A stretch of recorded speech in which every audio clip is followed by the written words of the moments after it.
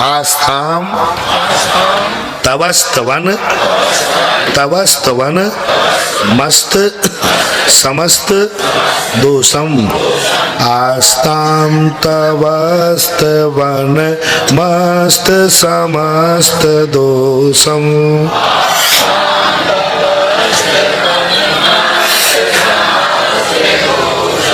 त्वत संक न्या और का न्या त्वत संक तत्संकथापि तत्संकथापि। यदि ऐसा ना पढ़ सकें तो पढ़ लें त्वत्संग कथापि त्वत्संग कथापि त्वत्संग कथापि जगताम दुरितानि हन्ति। त्वत्संग कथापि जगता दुरितानि हन्ति।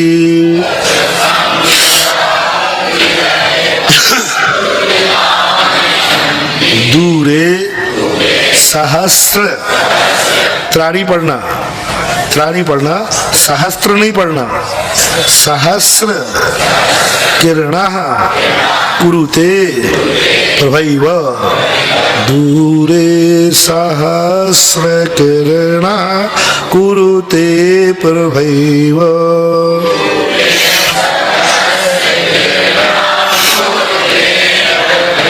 पद्मा करेषु जलजानि विकास भांजी।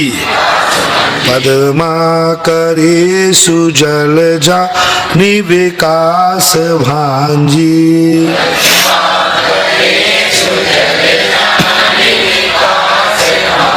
देखो पूज्यवर मानतुंग आचार्य महाराज अपने लिए जो कपन लोग संदेह करते हैं, महाराज ने कहा जाओ नमोकार मंत्र की माला फेरना, ठीक हो जाएगा। क्या पता होगा कि नहीं। महाराज ने कहा जाओ अभिषेक करना शुरू कर दो, सब ठीक हो जाएगा। हाँ महाराज कर लूंगा। किसी ने पूछा क्यों भाई, क्या बात, क्या कहा महाराज ने? महाराज ने अभिषेक बता दिया तो उससे ठीक हो जाएगा। अब क्या पता भैया, आपकी ओरिजिनल भाषा बोल रहा हूं, बोलो कहते हो कि नहीं? अब कि जाओ भक्तांबर पाठ पढ़ा करो सब ठीक हो जाएगा। हाँ महाराज ने दे तो दिया भक्तांबर, और पढ़ लूंगा ठीक हो जाएगा सब काम। बोले भैया क्या शिखर जी जा रहे हो? बोले क्यों? बोले महाराज ने कहा जाओ एक बार शिखर जी वंदना कर जाओ सब ठीक हो जाएगा। तो हो जाएगा? अरे भैया क्या पता। अब महाराज ने कही है तो मैंने सोचा चलो हो जाए, अब एक बार मान लेते, हो जाए ठीक तो हो जाए, नहीं तो यही संदेह रहता है। जब भी हमें कोई मार्ग भक्ति का मिलता है, भगवान के पास जाते हैं, हम संदेह से भर के जाते हैं। हम क्या पता करके जाते हैं? हम ये भाव करके जाते हैं हाँ ठीक है किए लेता हूं, हो जाए तो ठीक, कुछ नहीं होने वाला। देखो पूज्यवर क्या कह रहे हैं, आस्ताम। आस्ताम का अर्थ क्या? दूर। तब संस्तमन, आपका स्तमन करना तो बहुत दूर की बात है। देखो नमोकार मंत्र की माला फेरना तो बहुत दूर की बात है, बहुत दूर की बात है। इसका तो नाम ही आ गया, इतने में ही सारे काम। शिखर जी की वंदना, अरे वो तो बहुत दूर की बात है, शिखर जी का नाम आते ही बहुत बड़ी बात है। ऐसा विश्वास करो। क्या बात पूछ रहे हो? बोले महाराज ने क्या कहा? और नमोकार मंत्र। बोले ठीक हो जाएगा। बोले क्या बात कर रहे हो? नमोकार मंत्र से ठीक नहीं होगा तो दुनिया में कहाँ ठीक होगा? मेरा दावा है, गुरु ने मंत्र दिया है, इससे ठीक होगा ही होगा है। यदि क्या पता लगा है तुम्हारी भक्ति में, क्या पता बन करके भक्तांबर पाठ पढ़ रहे हो, पूजन अभिषेक कर रहे हो, सैंपल में कर रहे हो। दो चीजें, एक तो सैंपल में कर रहे हो और एक क्या पता संदेह में कर रहे हो, कुछ नहीं होने वाला। पूज्यवर क्या कह रहे हैं, आस्ताम तब स्तवनम। स्तवनम माँ इधर आ जाएगा, अस्त निकल आएगा। समस्त दोषम, वो स्तवन कैसा है? समस्त दोष जिसमें अस्त हो चुके हैं, समस्त दोषों से रहित आपका जो स्तवन है वो तो बहुत दूर की बात है। तत्संग कथापि, तत्संग यानी आपसे संबंधित, संग का अर्थ क्या लेना यहाँ, संग यानी साथ नहीं, आपसे संबंधित आपकी कथा यानी आपकी जीवनचर्या, आपके संबंधित जीवनचर्या जो है उसकी कथा करने मात्र से, यानी आपके संबंधित कथा करने यानी चर्चा करने मात्र से जगताम, जगत के दुर्तानि हंति, सारे पाप दूर हो जाते हैं। है ना, देखो भक्तांबर पाठ कितनी महिमा बता दी।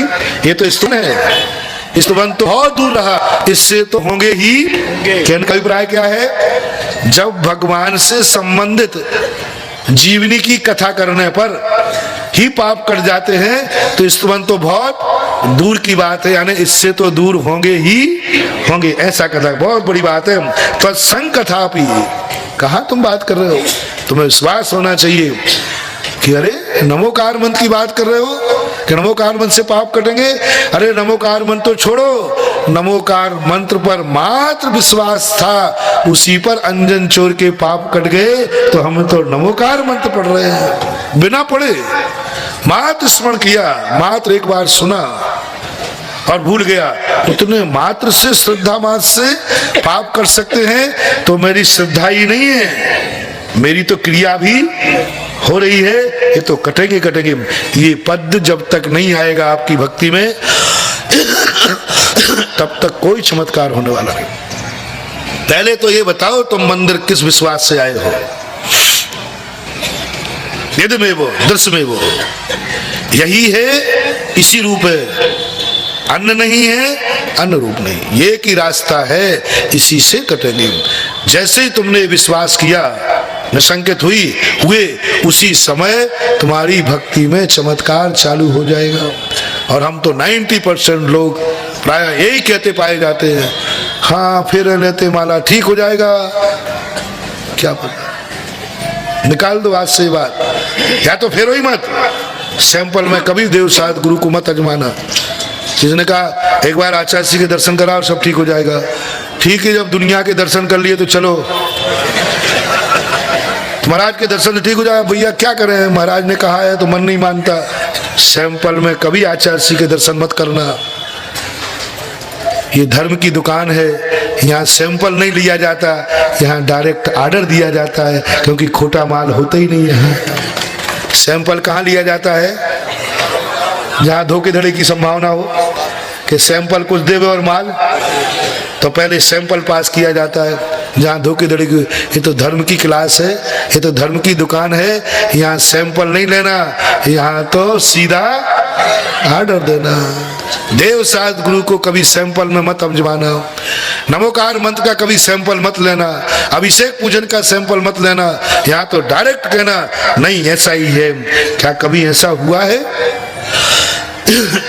ऐसा किस लिए आया होगा? पूज्यवर के लिए मन में भाव, लोगों ने कहा होगा, मन में ही भाव आ गया होगा कि भगवान तो आज है नहीं, भगवान तो सिद्धालय में बैठे, और तुम यहाँ चिल्ला रहे हो भगवान मेरे पाप दूर करना है मुझे।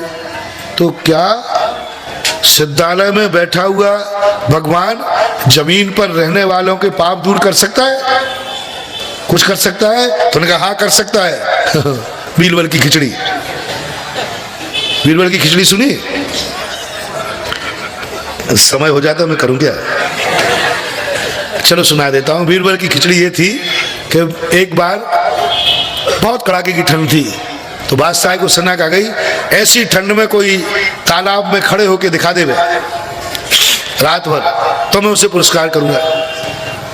एक व्यक्ति गरीब था बेचारा, उसने कहा मर जाऊंगा तो मर जाऊंगा, वैसे ही मर रहा हूं, और जीत गया तो वो खड़ा रहा तालाब में रात भर। सवेरे राज दरबार में लाए गए, राजा को कंजूसी आ गई कि मुझे पुरस्कार देना नहीं।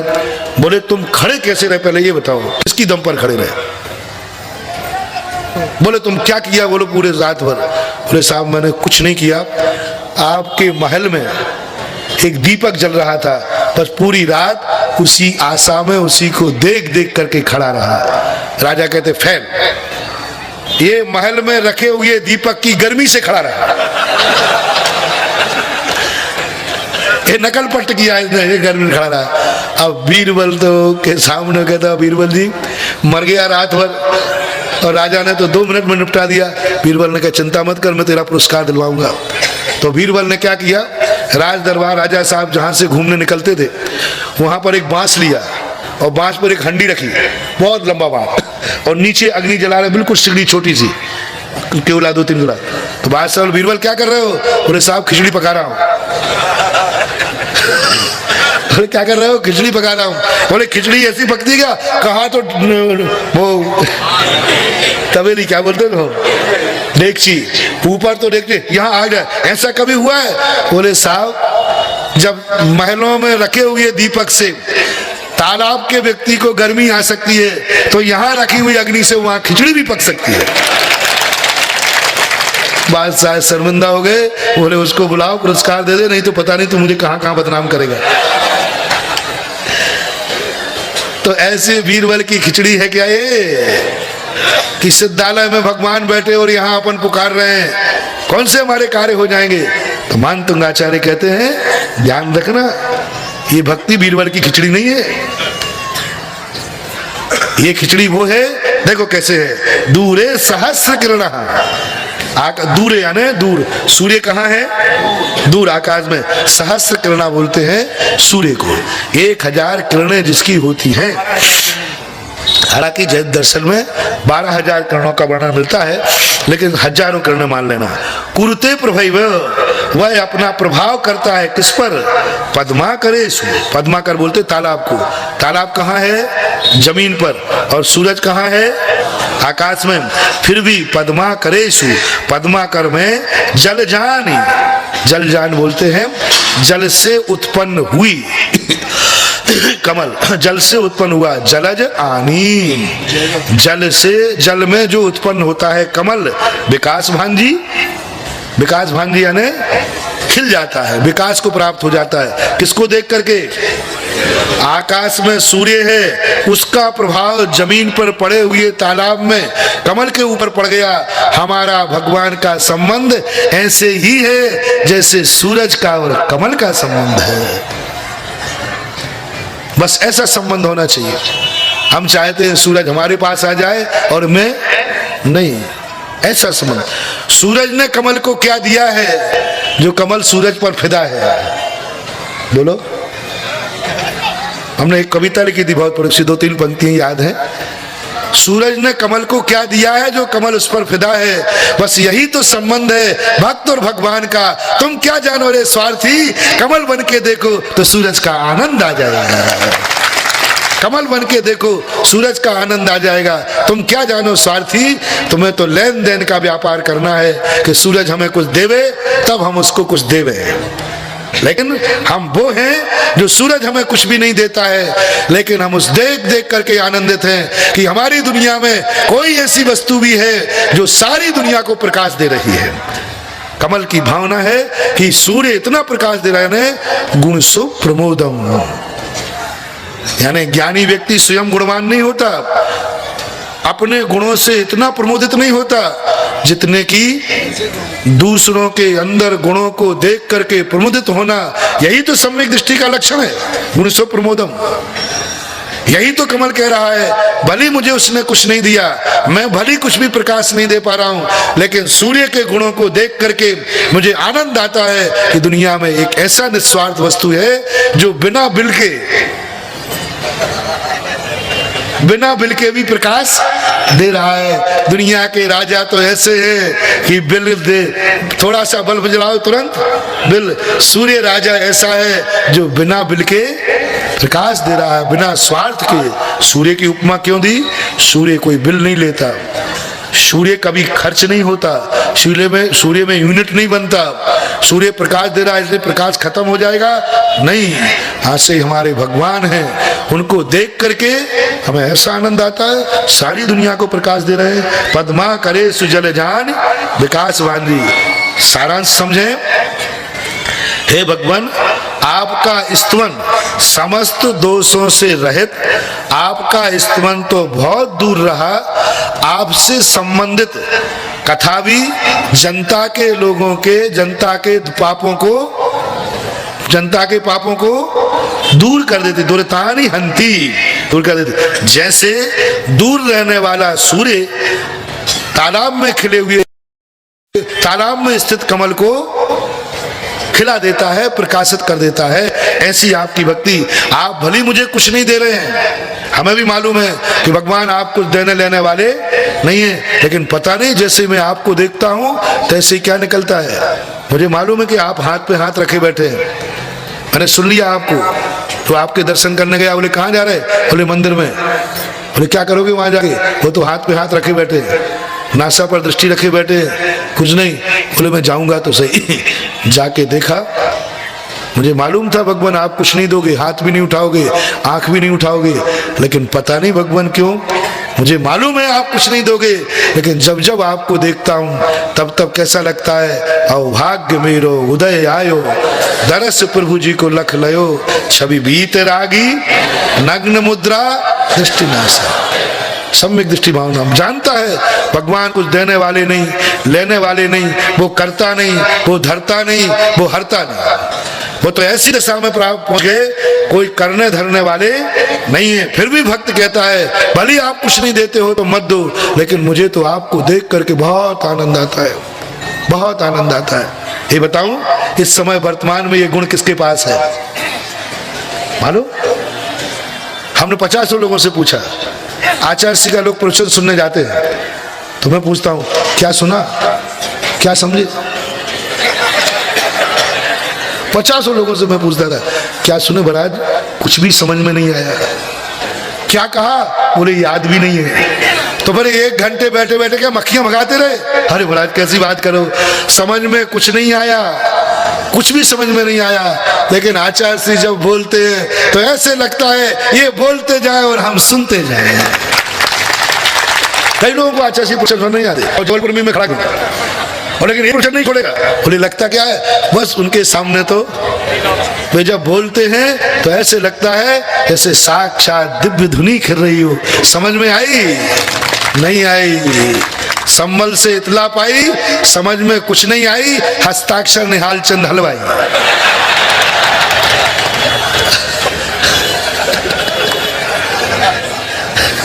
अब हम लोगों की दशा यही है।